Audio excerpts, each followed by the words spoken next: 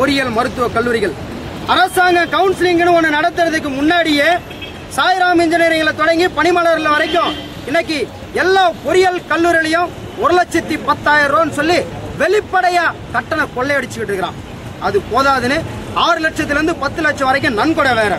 இது ஒரு பக்கம்னா டிமேட் யூனிவர்சிட்டின்னு சொல்லிக்கிட்டு யாருமே கேள்வி கேட்க முடியாத ஒரு பல்கலைக்கழகம் நடத்துற ஜெகத் ரட்சகனும் ராமச்சந்திரா மருத்துவ கல்லூரியும் 40 லட்சம் ரூபாய் வரைக்கும் பகிரங்கமா வியாபாரத்துல விலை பேசி இருக்கிறாங்க. இதெல்லாம் அரசாங்கத்துக்கு தெரியாதா? தெரியும்.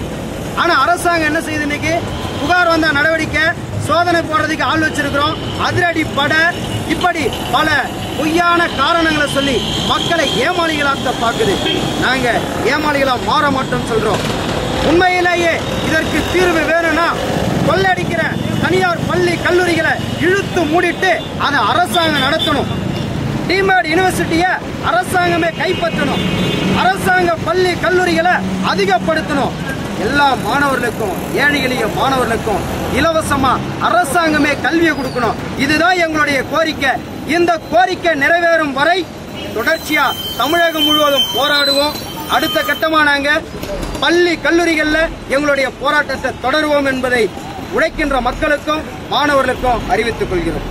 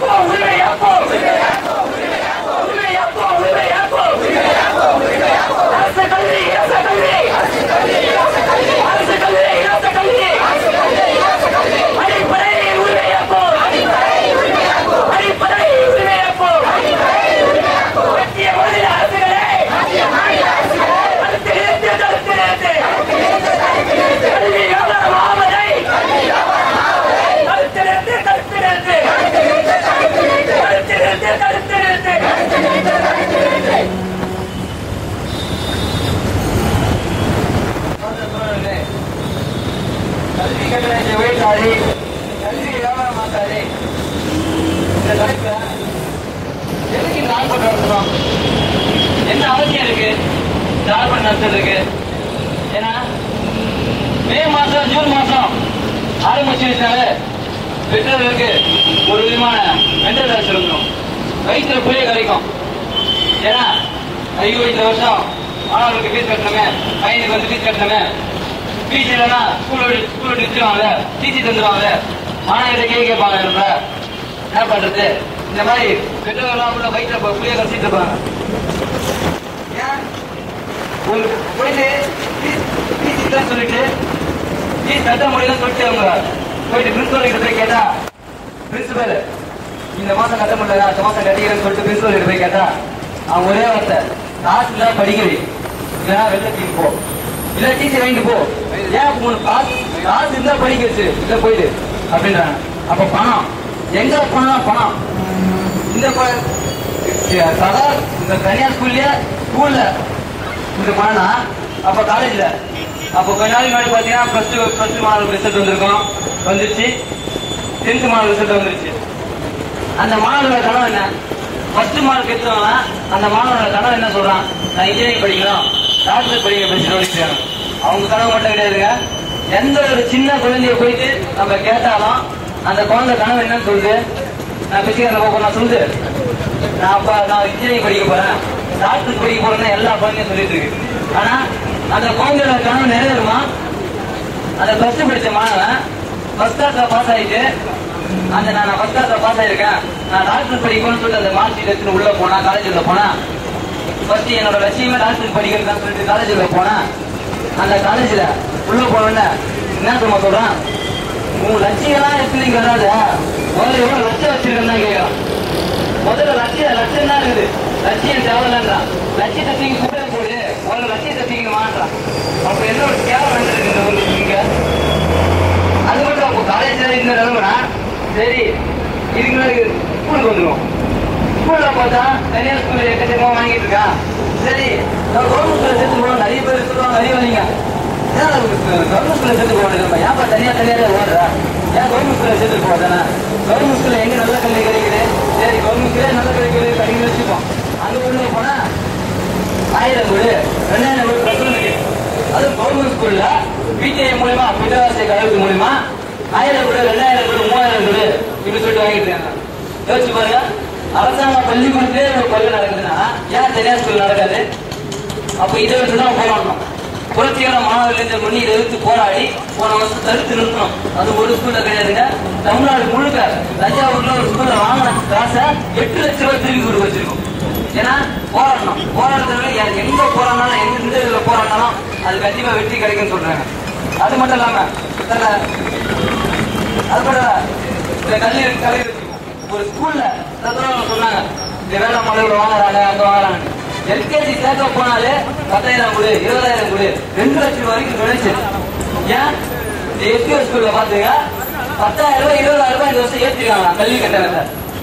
அதுக்கு அந்த பெற்றோர்கள் சேர்ந்து ஒரு சங்கம் வச்சுக்கிட்டு போராடுறாங்க. போய் கேட்டதுக்கு வெள்ளத்தையும்